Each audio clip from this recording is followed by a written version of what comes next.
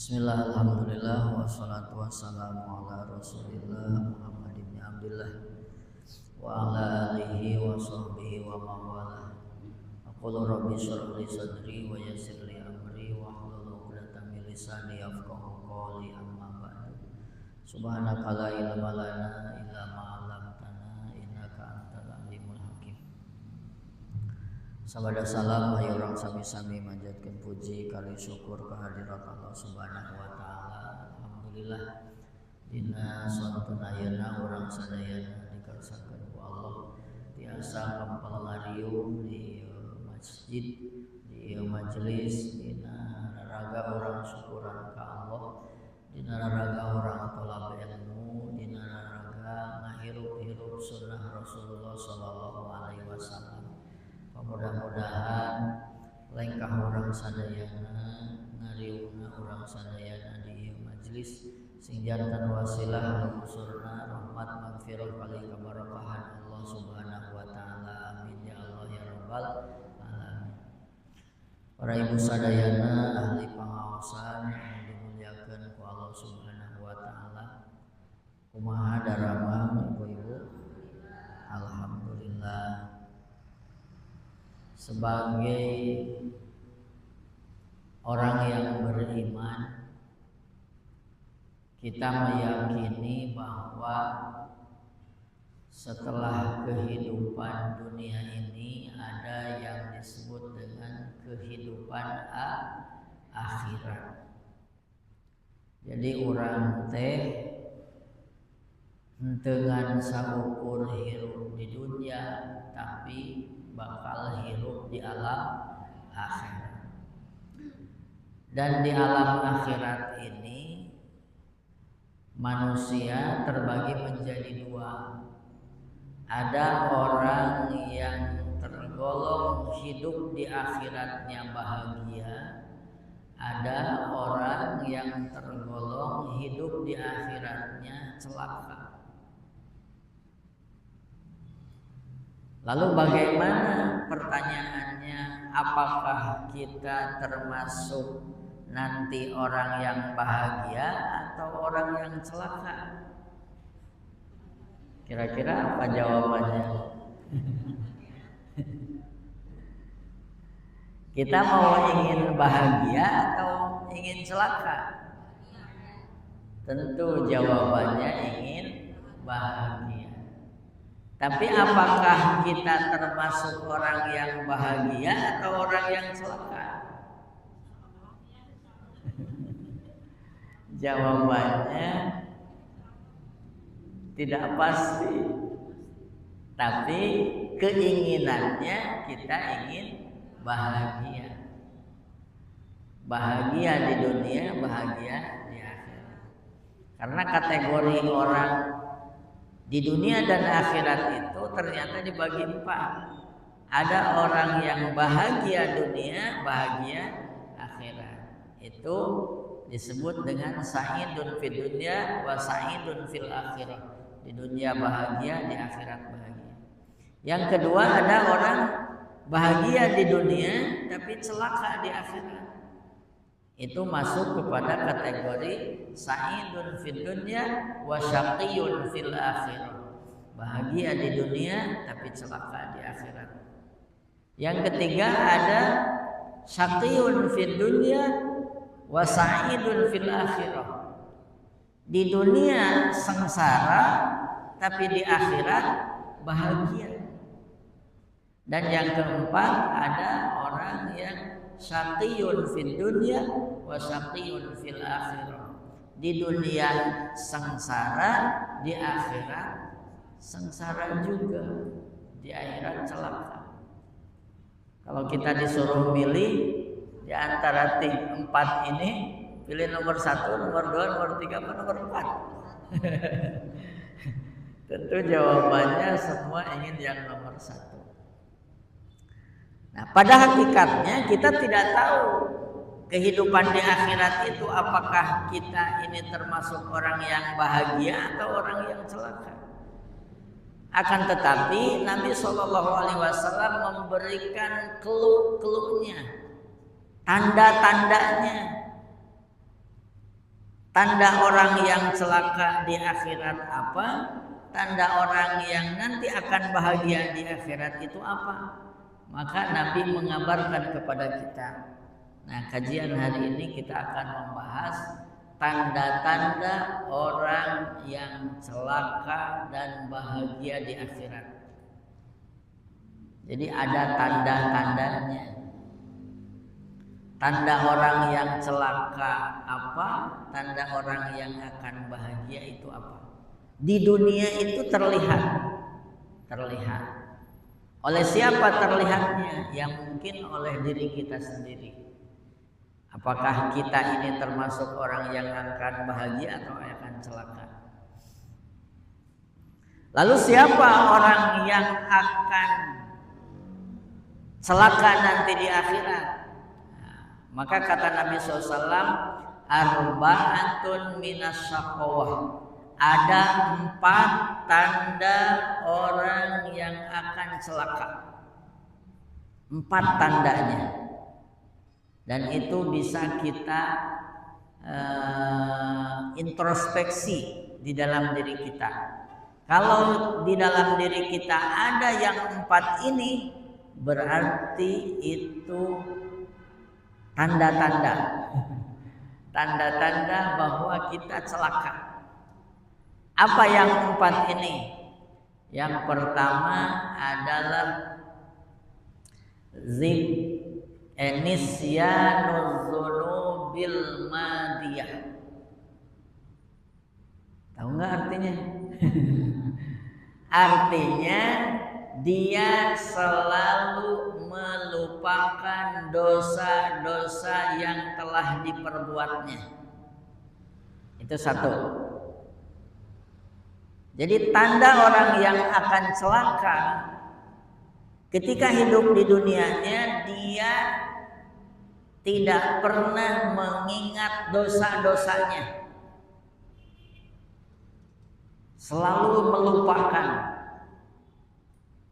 Wahiya indallahi mahfudhuh, padahal dosa-dosa itu terjaga di hadapan Allah Subhanahu wa taala. Padahal dosa-dosa itu tercatat, dosa-dosa itu tertulis, dosa-dosa itu ada di hadapan Allah. Allah itu tahu.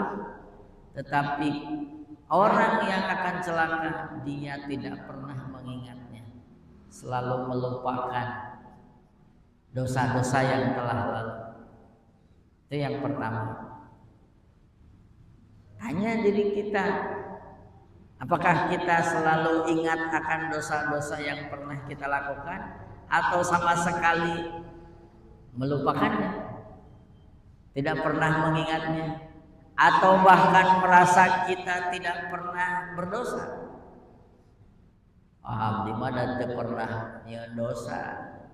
Misal saya itu nggak pernah melakukan dosa, padahal dosa-dosa itu dicatat oleh Allah Subhanahu wa taala. Itu yang pertama. Yang kedua, tanda orang yang celaka adalah zikrul hasanatil madiyah. Artinya apa? Dia selalu menceritakan kebaikan-kebaikannya, selalu menceritakan amal solehnya, apa yang telah ia perbuat bentuk kebaikan, dia selalu menceritakannya ke orang-orang. Aku loh. Yang ini tuh saya dulu, yang ini tuh dulu saya. Setiap kebaikannya ceritakan ke orang.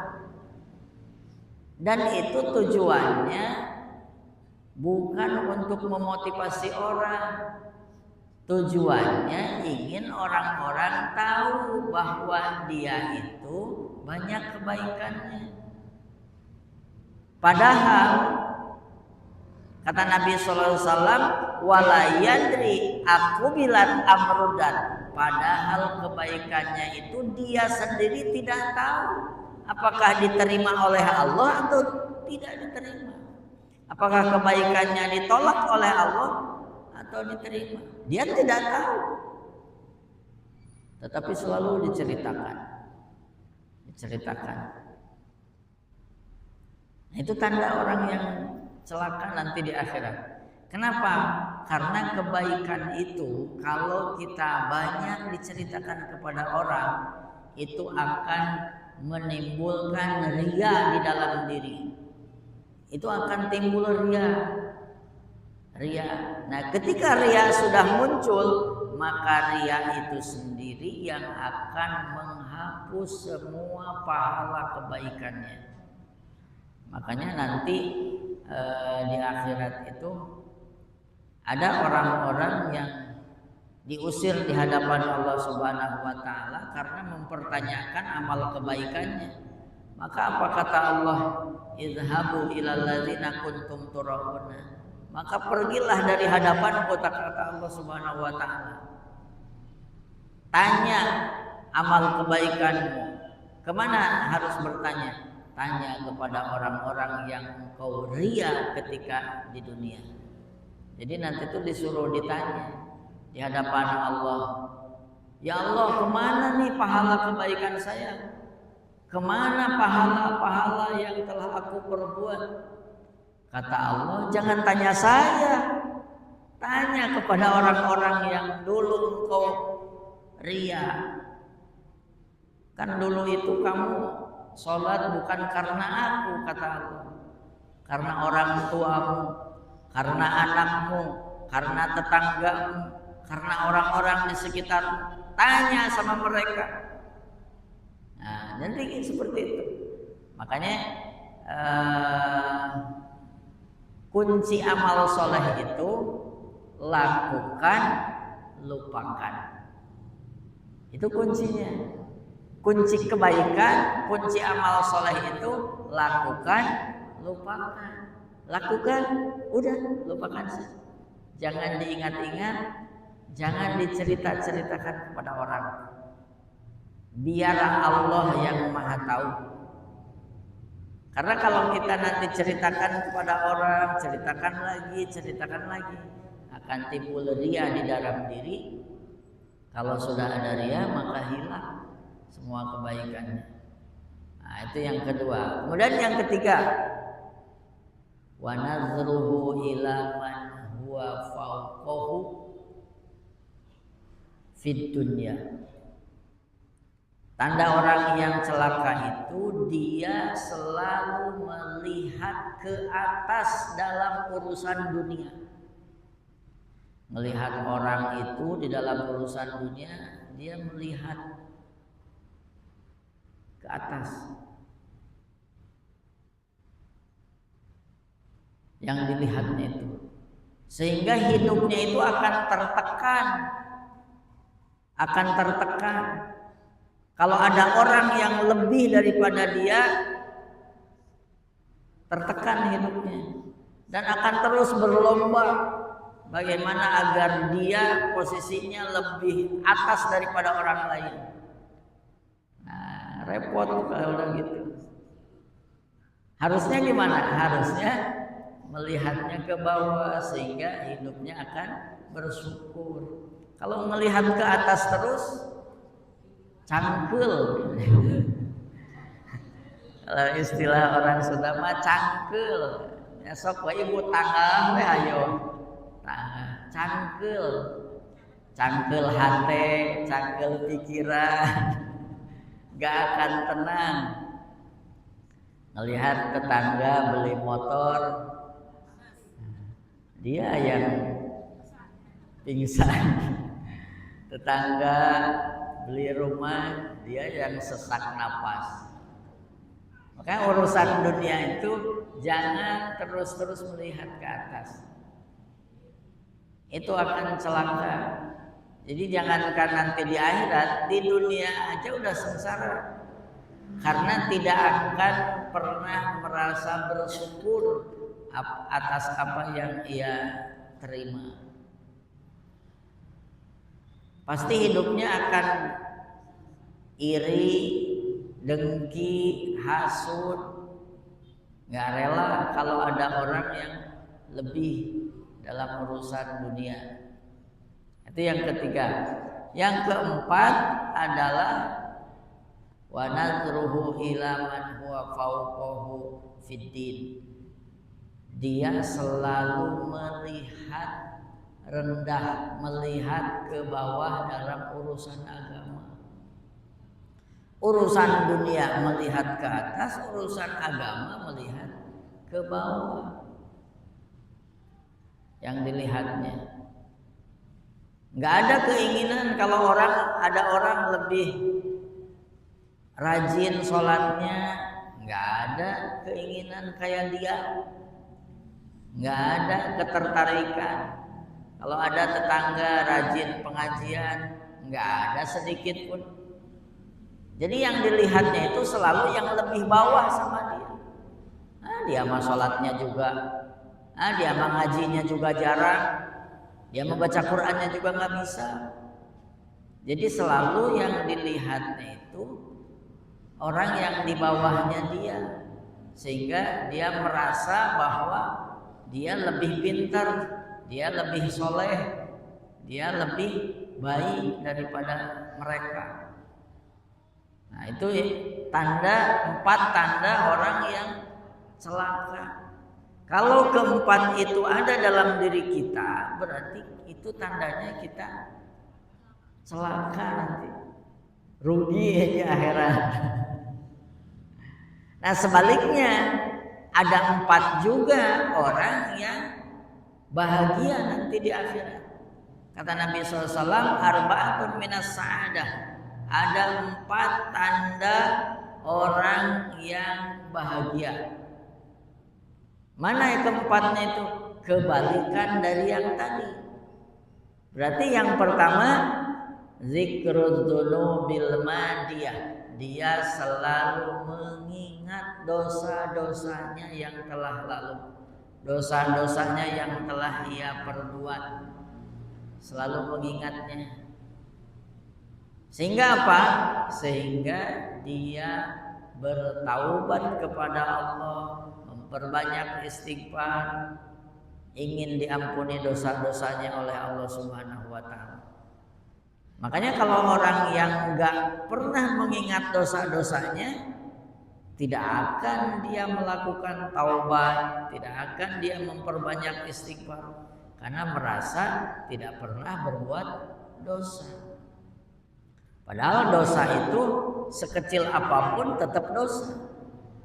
Kalau dosa kecil dia anggap remeh, maka tidak ada istilah dosa kecil, kata Nabi SAW. La sogirota ma'al isror wala kabirota ma'al istighfar. Tidak ada dosa kecil kalau dilakukan terus menerus. Dosanya memang kecil, tapi terus menerus. Maka kata Nabi tidak ada dosa kecil. Wala sogirota ma'al istighfar, wala kabirota ma'al istighfar. Dan tidak ada dosa besar kalau diikuti dengan istighfar, bertaubat, memohon ampun kepada Allah Subhanahu wa taala. Dosa sebesar apapun pasti diampuni oleh Allah Subhanahu wa taala. Maka kita tidak boleh menjas seseorang, wah dia mah banyak dosanya, dia mah banyak tidak baiknya. Nggak bisa. Kenapa? Karena kita tidak tahu akhir seseorang seperti apa. Siapa tahu dia yang banyak dosa, banyak maksiat, di akhir hayatnya dia taubat, istighfar, diampuni dosanya oleh Allah. Kita yang merasa tidak pernah berbuat dosa, malah sombong, malah merasa nggak punya dosa, akhirnya jadi berdosa karena merasa tidak berdosa. Akhirnya jadi tidak diampuni oleh Allah Subhanahu wa taala. Jadi yang pertama, ciri orang yang akan bahagia itu dia selalu mengingat dosa-dosanya yang telah ia lakukan. Kemudian yang kedua, dia wanisyanul hasanatil madiyah. Dia selalu melupakan kebaikan-kebaikan. Apapun kebaikan yang ia pernah lakukan, tidak pernah mengingatnya kembali. Kuncinya yang tadi, lakukan, lupakan, sudah. Kemudian yang ketiga, dalam urusan dunia dia selalu melihat ke bawah sehingga dia bersyukur. Alhamdulillah saya punya rumah, orang lain mah nggak punya rumah, pada ngontrak. Yang ngontrak bersyukur masih bisa ngontrak, tetangga sebelah mah nggak bisa ngontrak, rumahnya di kolong jembatan. Yang di kolong jembatan juga bersyukur masih bisa berteduh. Yang lain mah ada orang yang nggak mampu untuk berteduh, nggak ada tempat. Jadi selalu melihatnya ke bawah sehingga ada rasa syukur di dalam dirinya. Dan dalam urusan agama dia melihat ke atas. Tuh saya belum bisa ini, orang lain sudah bisa baca Quran, saya belum bisa. Orang lain sudah bisa sholat tahajud, saya belum bisa. Orang lain sudah bisa sholat duha, saya belum bisa. Orang lain sudah bisa bersedekah, saya belum bisa. Jadi selalu melihatnya ke bawah, sehingga ada keinginan, ada motivasi untuk terus berusaha, terus belajar, terus meningkatkan kebaikan-kebaikannya. Nah, jadi berbanding terbalik.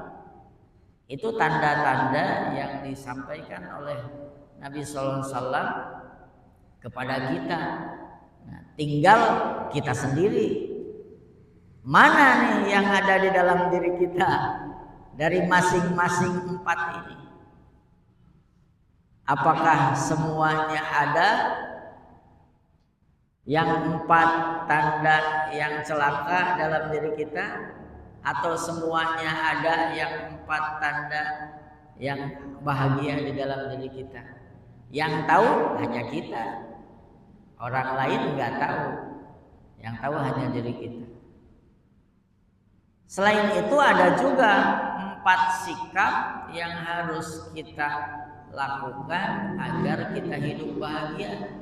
Mana? Satu, apabila dikasih nikmat, diberi nikmat, maka harus bersyukur. Dua, apabila diberi musibah, maka harus bersabar. Yang ketiga, ujian maksudnya musibah, maka harus bersabar. Yang ketiga, apabila diberikan takdir, harus ridho, harus menerima. Yang keempat, apabila berbuat, maka harus ikhlas. Harus ikhlas. Nah, itu empat sikap yang harus kita miliki sebagai orang yang beriman agar hidupnya bahagia. Ulangi, apabila diberi nikmat bersyukur, apabila diberikan ujian bersabar, apabila diberikan takdir harus ridho, apabila diberikan atau kesempatan beramal soleh harus ikhlas, berbuat baik harus ikhlas. Itu kuncinya. Kalau itu kita punya, maka tenang hidup ini, tidak akan tertekan, tidak akan stres, tidak akan stres. Sebaliknya kalau nggak ada yang itu repot. Dan itu kelebihan umat beragama. Makanya orang beragama itu penting, karena agama itu nasihat. Ad-dinu an-nasihah, kata Nabi SAW. Agama itu nasihat. Apa nasihatnya? Itu termasuk nasihat. Kalau kita tidak beragama, maka hidup kita jauh dari nasihat. Kalau jauh dari nasihat, maka hati kita akan keras. Disebut dengan qaswatul qalbi, keras hatinya, keras hatinya. tidak mau menerima nasihat. Nah, itu diantara tanda-tanda yang disampaikan oleh baginda kita Nabi besar Muhammad SAW terkait tanda orang yang celaka dan orang bahagia di alam akhirat nanti. Mungkin hanya itu yang bisa disampaikan. Apabila ini baik, semoga menjadi kebaikan. Apabila ini tidak baik, semoga diampuni oleh Allah Subhanahu wa taala.